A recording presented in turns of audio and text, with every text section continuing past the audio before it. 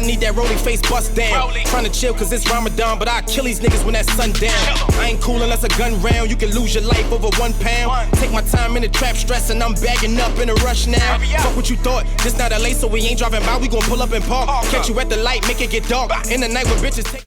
Yeah, it sounds like there's a lot going on out there. Yeah, Harlem different, man, but it create the story I'm telling. You get what I'm saying? And the fact, a lot of dudes be telling me like, yo, you gotta get away. I don't want to hear another chinks. Like, I can't create what I'm like. If you scared of living, you're not going. Yeah, you can't be even, like, you know. I don't. But at the end of the day, if it's for you, it's for you.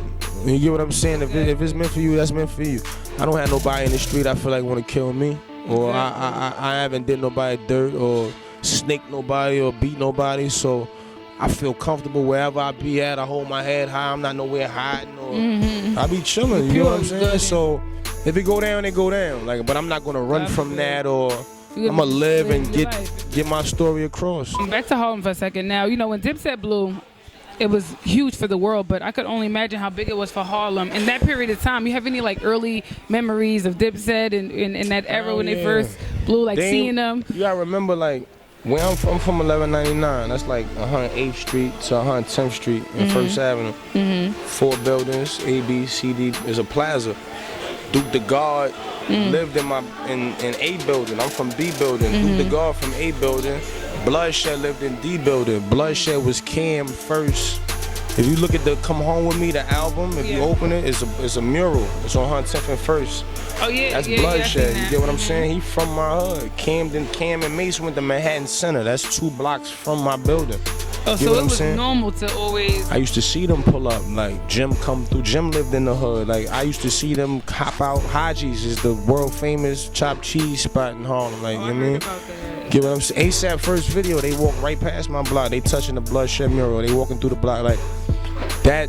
That's First Ave has always been like. You get what I'm saying? That's Spanish Harlem. You get what I'm saying? So I used to see all of them, from Jim to Jewels, Dame, Cam, Biggs, Kiss. I used to see everybody come through my block to get sandwiches. You know what I mean? Just come probably get the bud. The bud man used to be on what he was on 12th and 2nd. The weed man used to be over there. He had a little jukebox joint. Like, it was just mad shit going on right in the neighborhood where I was watching this shit like, oh, Cam pull up in the pink range.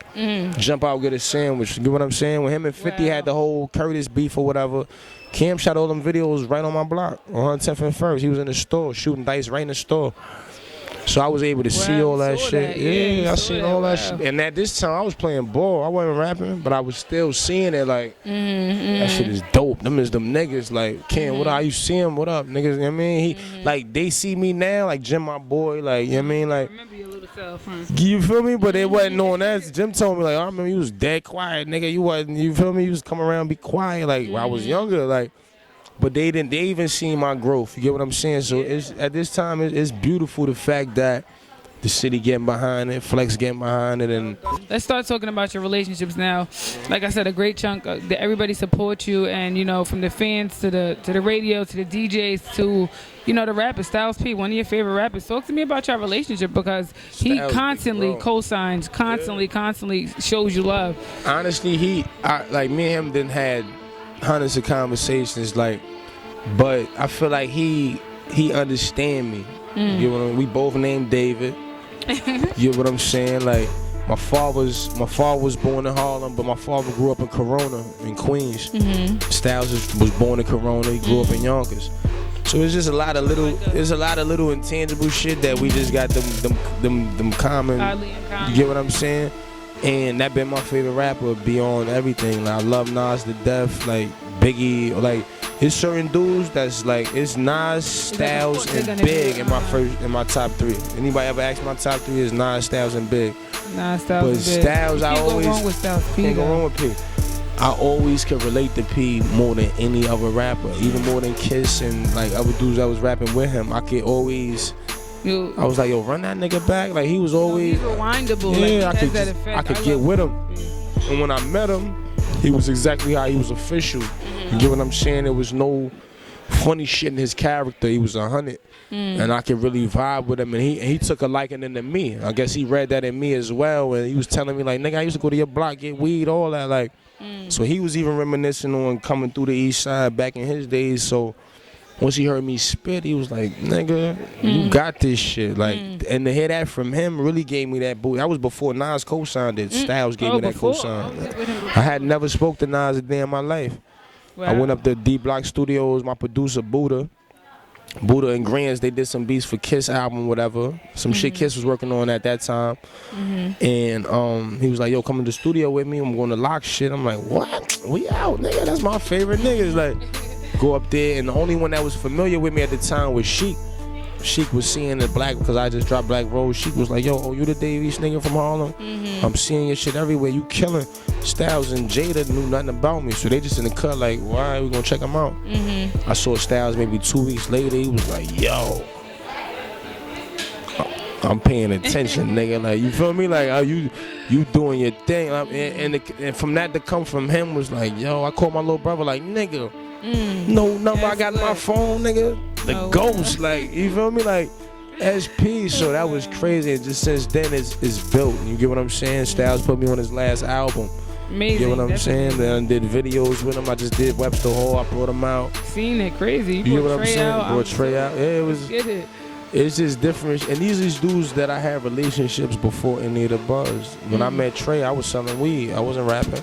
Oh, You yeah? get what I'm saying? He was Like, Trey, though, right? he was still Trigger.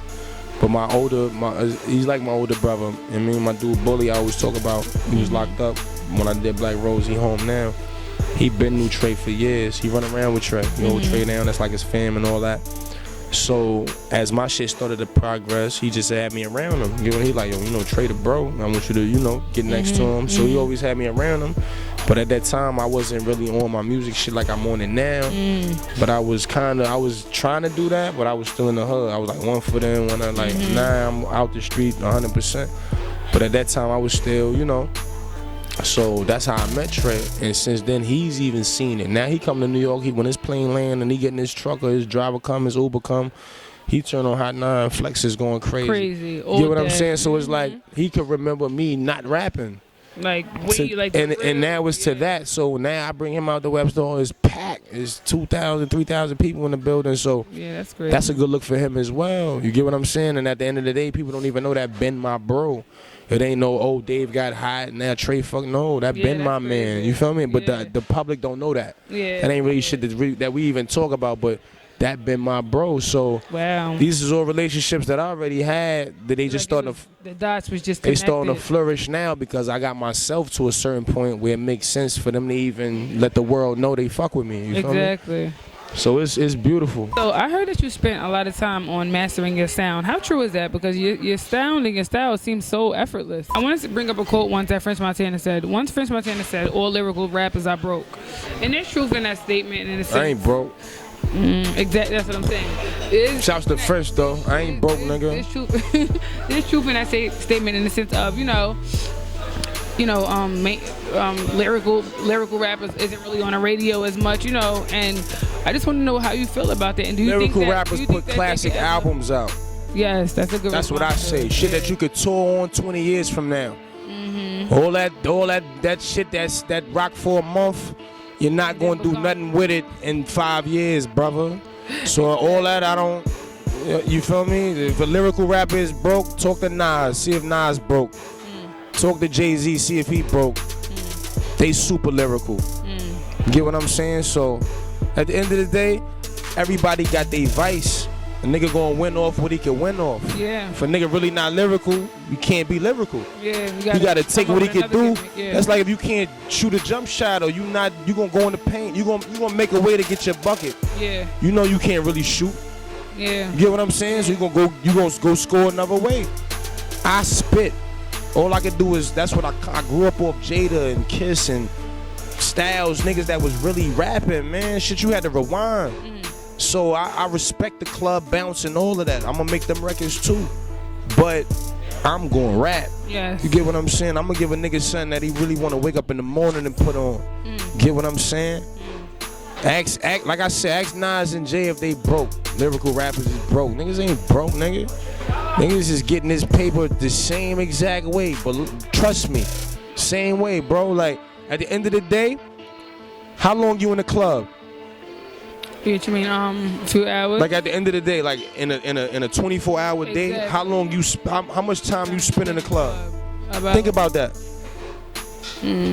Like, in your 2 opinion, hours. how many hours you really spending in the club, getting drunk, blowing your little bread with your girl? How long y'all in the club? 2 hours, 2 hours and a half, maybe. How many hours in a day?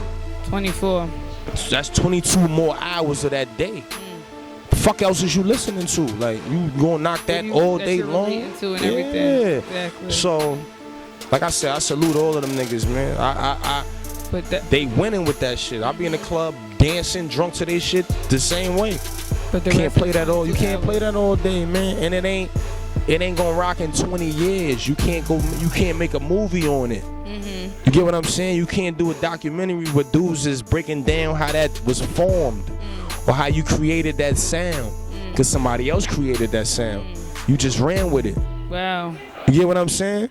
But you ain't make that sound where a nigga can really come back to you in 10, 15 years and be like, ask people about you, like, yo, how did that? Ain't nothing can go on. You heard a sound and ran with it. Wow. You get what I'm saying? So I try to just keep my story running and what I'm talking about. You get what I'm saying? And in my life, like, I don't knock nobody doing what they doing, but I'm gonna give you Dave. Like, I can't talk club all day because I'm not in the club all day. I'm outside. Grinding. You get what I'm saying? I'm in the mix with dudes that's doing real shit. So, of course, that might get you rich quick. But how long is that gonna last? You get Like what you I'm said, I saying? love what Exactly. you said. I'm trying to be here for a little while. I just started Classic albums. That's trying to what's be up. here. Well, Dave, they wrapping us up. It was so nice sitting here speaking with you. I love your tape. I'm rooting for you. We all rooting for you. We're gonna Thank keep you. spinning. We're gonna keep supporting you, and great luck with everything. I appreciate it. East Side, Harlem, we here.